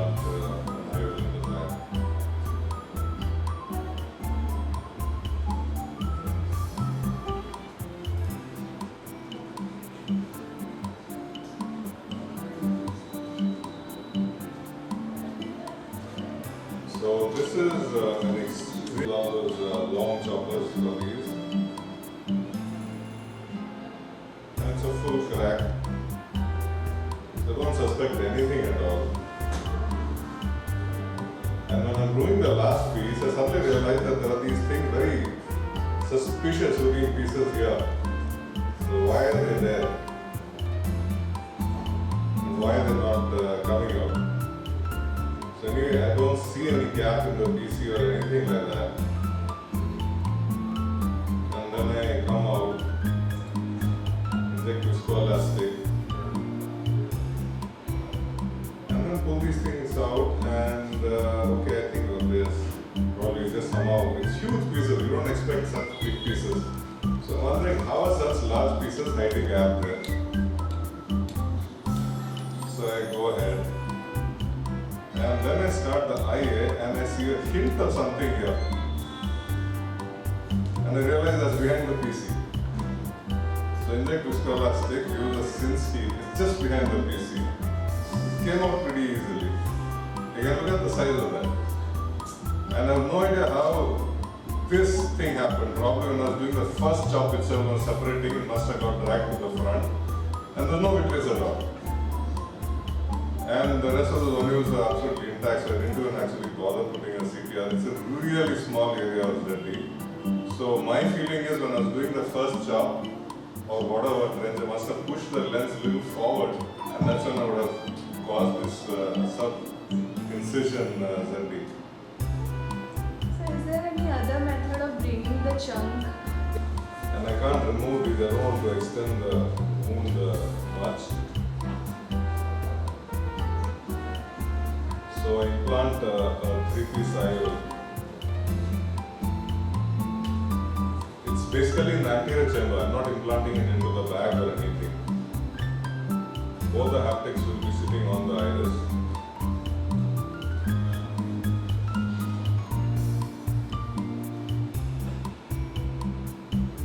This visibility is not great because there are two of these big chunks. It's still there. And the PC is now, the PCR is completely covered, so I can go ahead and remove this. Of course, you have to use good dispersive viscoelastic when you do something like this.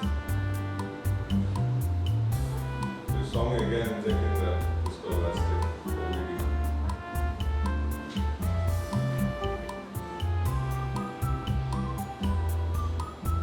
And once that is done, I have to implant this into the sulcus. Any of the PCR there, it's always advisable to have a 3-piece IOL.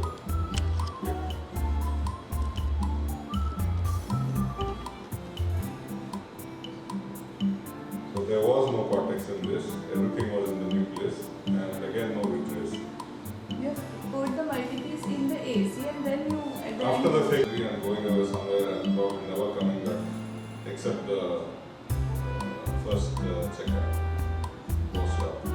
So you can actually easily, you can do this without the IOL, or you can do it with the IOL. Doing a posterior X, why I show this is, doing a posterior X is extremely easy. It's not a which is after 4 weeks up to years. Any post-operative complications are like corneal edema, fluid leakage, iris product, hypema, retendance, metal, elevated IOP, uveitis, endophthalmitis, eye malposition, and surgical induced astigmatism. Coming to the corneal edema, it can be epithelial and stromal. The most common causes are mainly pre-existing endothelial dysfunction like endothelial dystrophy or low endothelial cell count, or in prolonged surgical time with repeated collapse of the AC due to surgical trauma by instruments of the lens fragments and iron, chemical injury from the preservatives to the intraocular solutions of the residual chemicals, testing membrane detachment, or elevated intraocular pressure, or due to inflammation or attention reaction.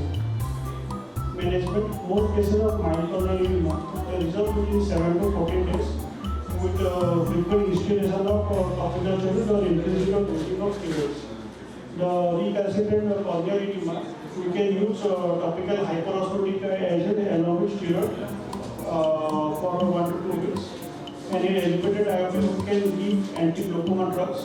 In case of testing membrane detachment, we can give a tight air bubble for readjustment of testing membrane. Mood leakage causes mainly a bad sclerocorneal tunnel or incision, inadequate suturing if the tunnel is not good, or irregular depth of the sutures. Intersection of material between the lips of the wound, like iris or lens fragments or vitreous, accidental trauma causing wound separation. So the signs are shallow anterior chamber, hypotony, cornea dry, hypoma. We can perform a CT test and we can diagnose if there is wounding. We can put fluorescent dye in the lower fornix and we can see the incident site if there is if there is more wound leakage, then we can see the aqueous dilate intraocular of 22 millimeter mercury. AC can be reformed with an tight air bubble on the first post-operative day or on the same day. Suturing of wound should be done in case there is wound leakage. Coming to iris prolapse. Iris prolapse commonly occurs in case of a bad sclerocorneal tunnel or increased manipulation or hydrodialysis during or any step of the surgery leading from the patient. In case the antecedent surgery, the symptoms and signs can mimic infectious or endophthalmitis. Symptoms may be like photophobia, simple retention in visual acuity, corneal edema, antechamber type of the instrument, use of disposable cannulas, avoidance of irregular use of any visual solutions, the follow-up is necessary to monitor the IOP and reassess signs of bacterial infection or endophthalmitis. Now, retained lens matter, lens fragments that may remain in anterior chamber or in the posterior chamber behind the eyes, or in cases of PC rupture or zonal disease, it can migrate to the vitreous. Clinical signs sometimes they may be asymptomatic, or it can lead to uveitis, which can lead to elevated IOP and corneal edema. Management is by topical medications and persistent chronic edema, then corneal edema. Then we can do IOP. The causes it can be in cases of open causes, mainly in open angle, in cases of hypema, like when the angle is closed, like in pupillary glaucoma or ciliary glaucoma, or if peripheral entrance ANITA is formed. Management, we can go for topical and systemic anti-glaucoma agents, and we should treat the underlying cause. The complications during eye placement. Our aim should be to implant the iron in the face, but sometimes due to accidental surface placement, mostly seen in cane-opener technique, which the beginners follow, it can result in post-operative refractive error. Or sometimes IOP, one hectic is in the back and other in the surface, then it can lead to the refractive error. In the decentered ions, it is mostly encountered when there is improper placement of iron with PCR and zonal dyes. In that case, if the iron minimal effective part is the visual axis is proper, and so we can leave as such. But if the iron is subluxated and due to continued viability of the lens epithelial cells and then proliferation. Factors influencing the tissue formation, age of the patient, early age, if the patient has got cataract surgery, then it can lead to tissue, history of intraocular inflammation, presence of exponential syndrome, size of the lenses, quality of cortical fluid, design of the lens implant, posterior convex or square edge optic vision, different tissue formation, time elapsed in surgery, iron material, PMMA lens, cause of decreased vision after cataract surgery. Common pathway include increased peripupillary and capillary permeability, accumulation of fluid in the inner nuclear and outer lexicon layer. Risk factors: apparent membrane, history of systemic macular edema in the other eye, operative complications such as PC rupture with vitreous incarceration in the incision site, anterior chamber ACIR, secondary eye implantation, diabetes and uveitis. Symptoms: blurring, especially for near vision, and sometimes distortion of images. Treatment, we can start with topical NSAIDs, we can for 3 months. Steroids topically or by periocular or intraocular triangular acetate can be given if the symptoms persist. In improper interaction, contact lens with iron exchange with a lens of appropriate power for insertion of a pigmented eye. Endophthalmitis, rare or dreaded complication of cataract surgery. It may lead to severe loss of vision or loss of eye. These factors and treatment mainly medical management, antibiotics. First we can detect the pathogen by microbiological examination of conjunctival swab, aqueous and vitreous samples. Then treatment, medical management, antibiotics. We can start with topical and systemic antibiotics. Intravitreal injection can be given for ceftazidime and vancomycin combination is commonly used. Steroids, oral steroids can be of use to prevent the destructive complications of inflammation. Atropine drug can be used. Antifungals can be used in cases of cultures of fungals. Fungals from 1 hour to 3 days before surgery. Post-operative intracameral antibiotic injection can be given. Early suturing of leaking wounds and every personal surgical practice. Delayed onset of endophthalmitis, it mainly occurs from 4 weeks to years by organisms like P. acini. Symptoms, signs mainly of low-grade interior uveitis, sometimes large cavities and uveitis can be seen. Management, empirical antibiotic and topical antibiotic therapy can be started. Then sampling of aqueous and vitreous should be considered if the antibiotics are ineffective. In persistent case, removal of the capsular bag and residual cortex and iron requiring pars-plana vitrectomy. Secondary eye can be given at a later date. Intravitreal vancomycin 2 mg on 1 ml can be irrigated into any capsule in the capsular laminate. Thank you.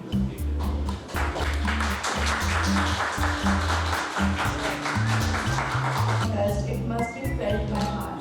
I feel honored and privileged to get this opportunity to propose a vote of thanks on this special occasion. I would like to thank all the honorable delegates who blessed us with their presence.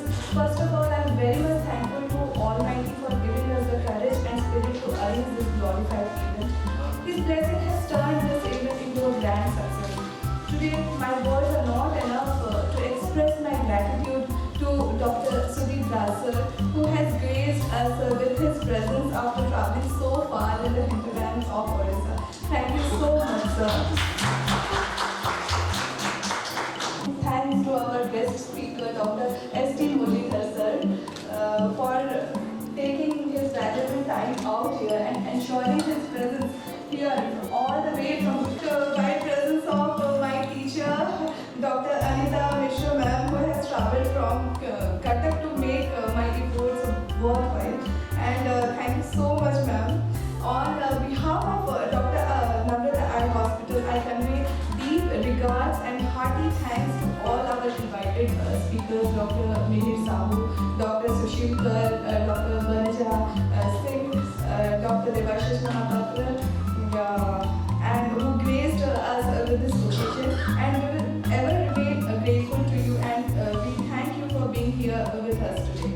And my sincere request to Dr. SUDHARMA sir for his help, for his support, and for planning and motivation. He has helped me in every step in organizing this event.